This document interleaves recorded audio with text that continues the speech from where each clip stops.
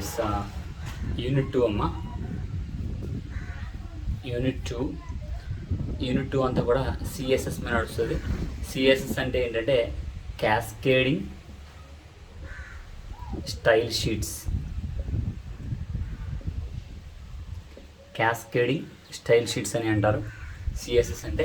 So అసలు CSS అనేది ఎందుకు అంటే, మనం జనరల్గా ఏంటంటే హెచ్టిఎంఎల్ యూజ్ చేసి మనం వెబ్ పేజెస్ని డిజైన్ చేసాం.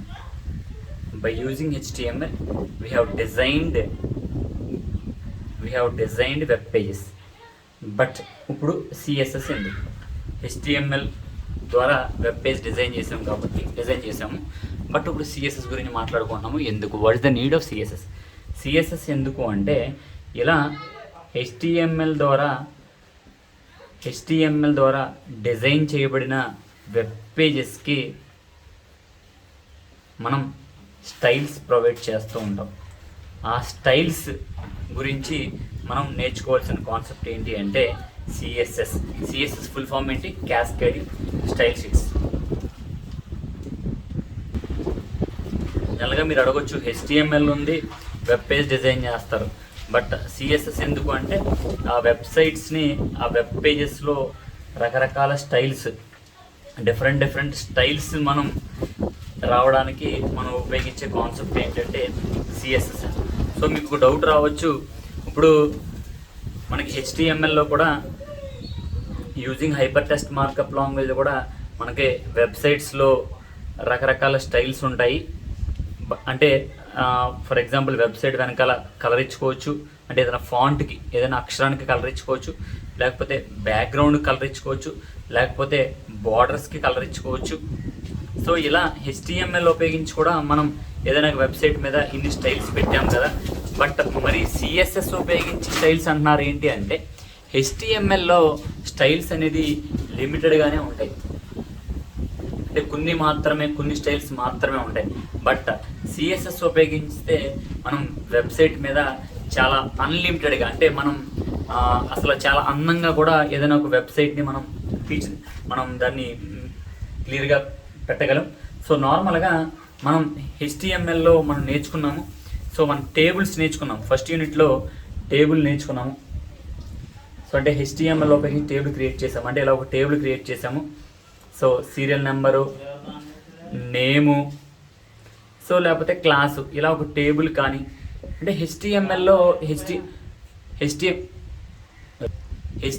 ఉపయోగించి వెబ్సైట్స్ టేబుల్ రూపంలో చూపించడం కానీ, లేకపోతే ఇమేజెస్ రూపంలో చూపించడం కానీ, లేకపోతే చార్ట్స్ రూపంలో, అంటే చార్ట్స్ అంటే మీకు పై చార్ట్స్ అని ఉంటాయి, ఇలా పై చార్ట్స్, ఇలా పై చార్ట్స్ ఉంటాయి, ఇలా చార్ట్స్ కానీ, లేకపోతే ఇలా చార్ట్స్ కానీ, లేదా ఇలా చార్ట్స్ కానీ ఉంటాయి. సో చార్ట్స్ రూపంలో కానీ మనం హెచ్టిఎంఎల్లో రిప్రజెంట్ చేయగలము. బట్ అదే అంటున్నాను, హెచ్టిఎంఎల్లో స్టైల్స్ అనేది కొంత లిమిటెడ్గా ఉంటుంది.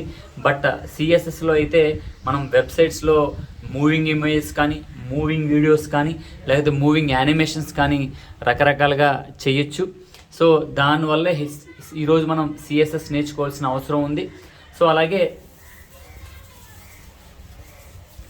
ఇప్పుడు సిఎస్ఎస్ గురించి మనం మాట్లాడుకోవాలి అంటే, జనరల్గా మనకి సిఎస్ఎస్లో ఫర్ ఎగ్జాంపుల్ హెచ్టిఎంఎల్ ఉందనుకోండి,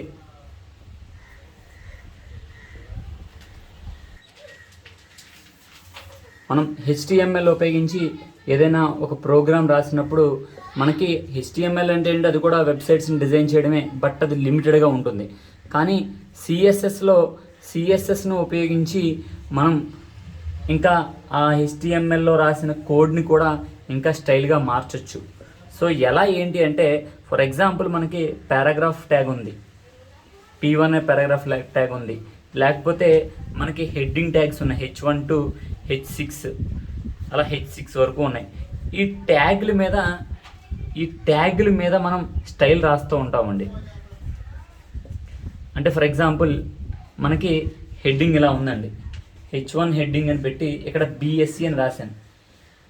ఈ BScకి ఇక్కడ H1 హెడ్డింగ్ క్లోజ్ చేశాను. ఇక్కడ ఈ హెడ్డింగ్కి, అంటే ఈ BSc అనే దానికి మనం రకరకాల స్టైల్స్ ఇవ్వాలనుకుంటున్నాం.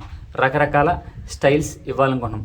సో ఆ స్టైల్ ఇవ్వాలి అనుకుంటే మనం సిఎస్ఎస్ ఉపయోగించి స్టైల్ అనే ట్యాగ్ ద్వారా మనం దీన్ని రాయొచ్చు. అది కూడా ఈ స్టైల్ అనేది ఎవరికి ఇస్తాము అంటే H1కి ఇస్తాం. H1కి ఇవ్వడం వల్ల H1 అనే ట్యాగ్కి ఇవ్వడం వలన ఆటోమేటిక్గా అది బిఎస్సి అనే దానికి వర్తింపు చేస్తుంది. అంటే ఇక్కడ మనం సిఎస్ఎస్లో ఏది స్టైల్ రాయాలన్నా కానీ ఆ స్టైల్ ఎవరికి ఇవ్వాలి అంటే ట్యాగ్కి ఇవ్వాలి.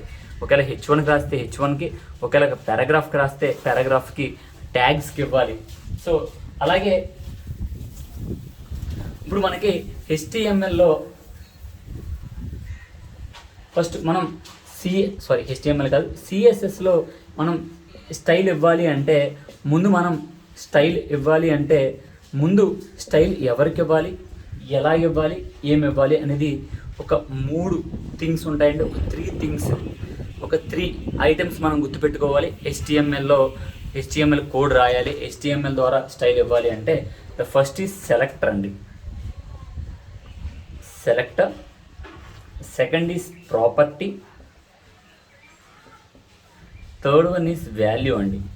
ఈ 3 థింగ్స్ మనం సిఎస్ఎస్ వాడుతున్నప్పుడు ఖచ్చితంగా గుర్తుపెట్టుకోవాలి.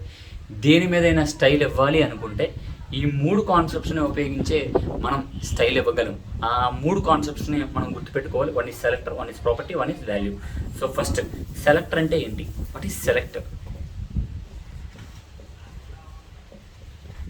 సో సెలెక్టర్ అంటే ఏంటి అంటే ఫస్ట్ మనం ఇక్కడ నేను H1 అనే హెడ్డింగ్ రాశాను.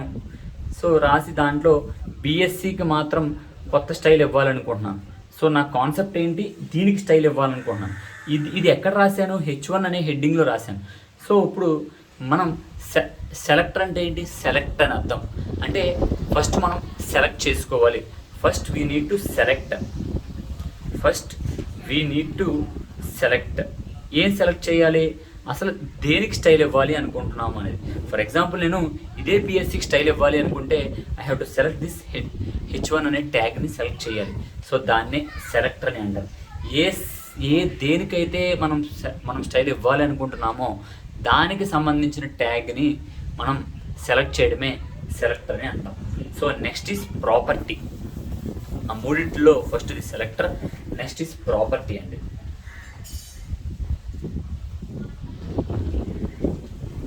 ప్రాపర్టీ.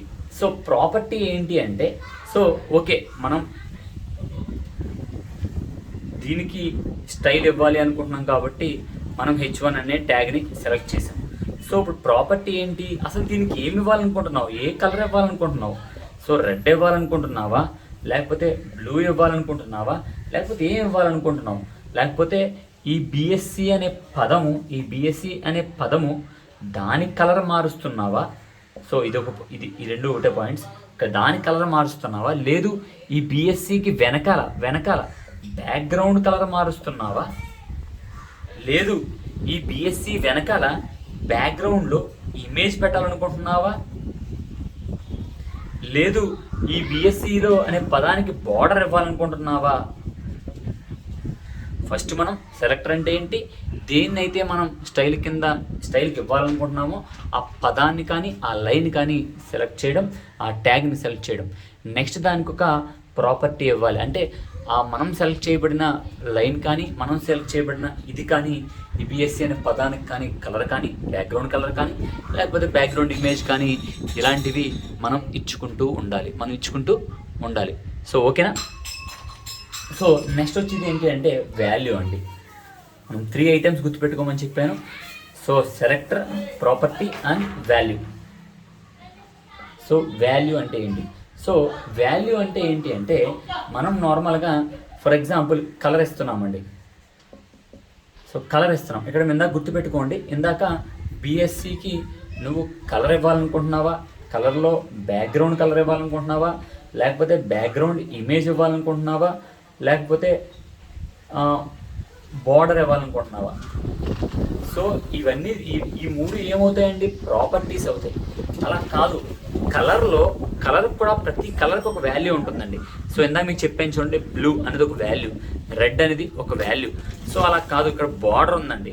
బార్డర్లో నువ్వు 10 ఇంచెస్ ఇవ్వాలనుకుంటున్నావా, 100 ఇంచెస్ ఇవ్వాలనుకుంటున్నావా, లేదా 200 ఇంచెస్ ఇవ్వాలనుకుంటున్నావా? సో ఇదొక వాల్యూ అంటే మనకి బార్డర్ యొక్క లావు ఇది చూడండి, ఇది ఒక బార్డర్ అనుకోండి, ఈ బార్డర్ యొక్క లావు ఇలా, లేకపోతే ఇలాగా చూడండి, దీనికి డిఫరెన్స్ ఉంది. ఇది బార్డర్ కొంచెం లావు వచ్చింది, ఇదేమో కొంచెం సన్నం వచ్చింది. సో అలా ఆ బార్డర్ యొక్క వాల్యూ కానీ అలాగే ఏ కలర్ ఇవ్వాలనుకుంటున్నావు దాన్ని వాల్యూ అని అంటారు. సో నార్మల్గా హెచ్టిఎంఎల్లో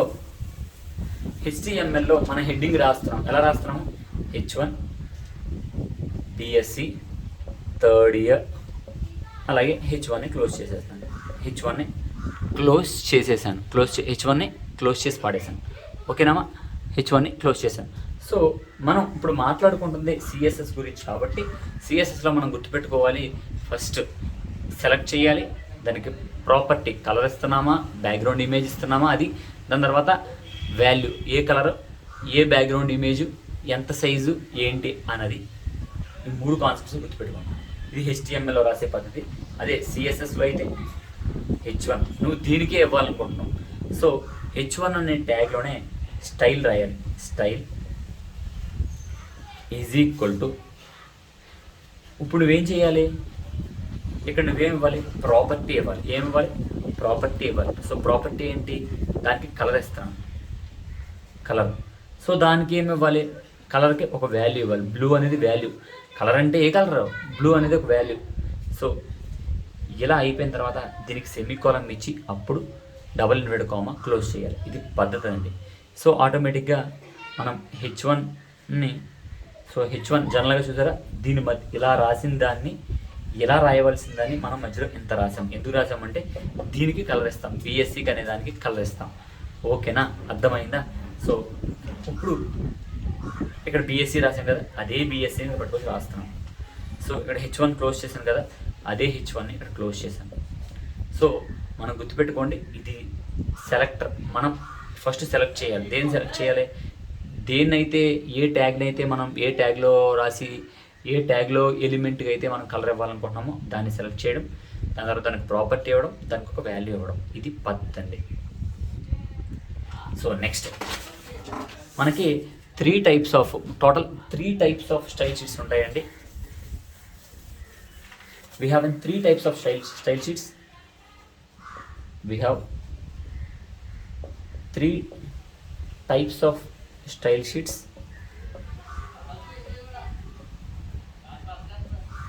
So ఏంటా 3 types?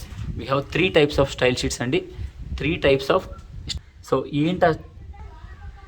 ఏంటా ఆ 3 types of style sheets అంటే, so first is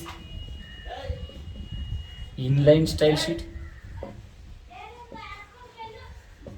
the second is internal style sheets,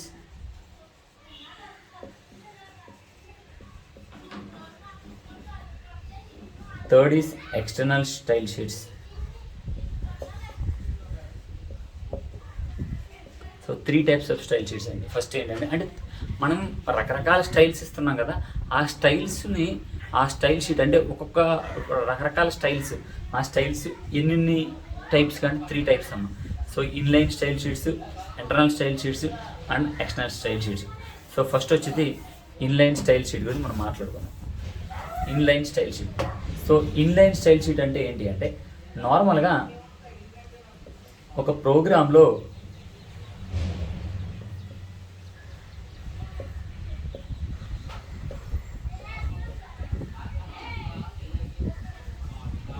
ఇలా చాలా లైన్స్ ఉంటాయి.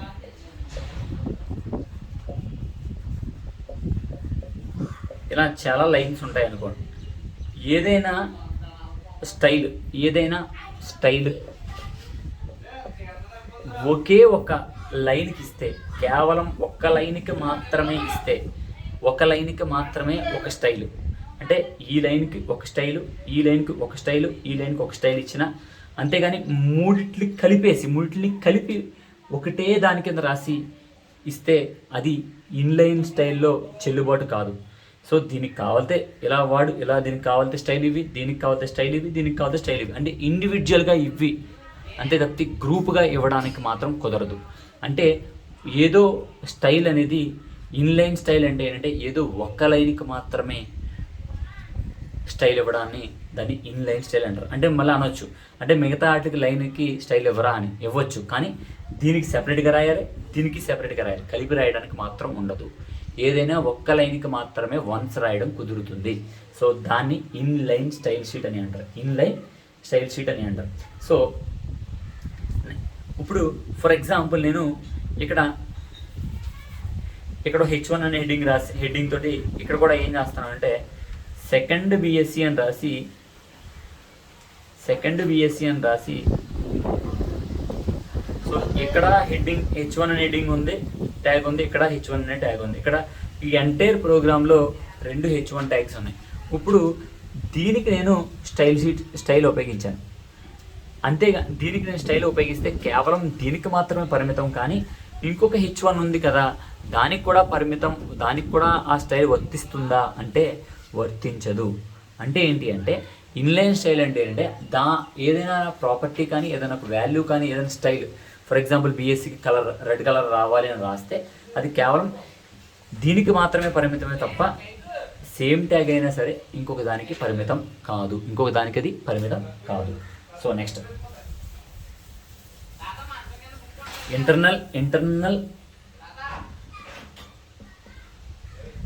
ఇంటర్నల్ స్టైల్ షీట్ అంటే ఏంటి?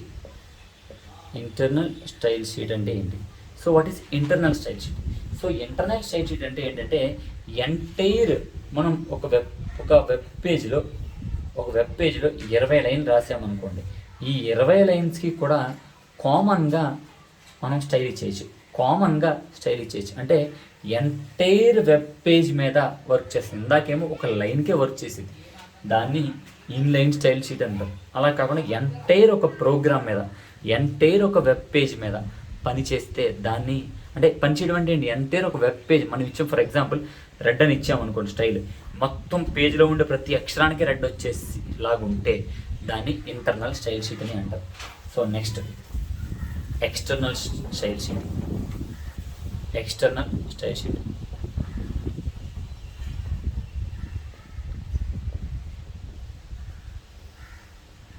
సో ఈ ఎక్స్టర్నల్ స్టైల్ షీట్ అంటే ఏంటి అంటే, so style apply to one web page or many web page. అంటే మనం ఒక స్టైల్ని ఒక వెబ్ పేజ్కైనా లేకపోతే అదే స్టైల్ని గ్రూప్గా మల్టిపుల్ వెబ్ పేజెస్కైనా అప్లై చేస్తే దాన్ని ఎక్స్టర్నల్ స్టైల్ షీట్ అని అంటారు. దాన్ని ఏమంటారు? ఎక్స్టర్నల్ స్టైల్ షీట్ అని అంటారు. సో ఓకేనా, అర్థమైందండి. సో అర్థం కాకపోతే 1-2 సార్లు వినండి. సో అలాగే నిన్న మీకు నోట్స్ ఇచ్చాను, ఆ నోట్స్ కూడా క్లియర్గా రాసుకోండి. అలాగే నా ఛానల్ని మీరు సబ్స్క్రైబ్ చేయండి, ఎందుకంటే నా ఛానల్ సబ్స్క్రైబ్ చేయకపోతే నేను పెయిడ్ కస్టమర్ని, సో నాకు మళ్ళీ ఛానల్ పోయే అవకాశం ఉంటుంది. సో అంచేత సబ్స్క్రిప్షన్స్ కావాలి నాకు. సో ఖచ్చితంగా సబ్స్క్రైబ్ చేయండి. ఓకే, థ్యాంక్ యూ అమ్మ.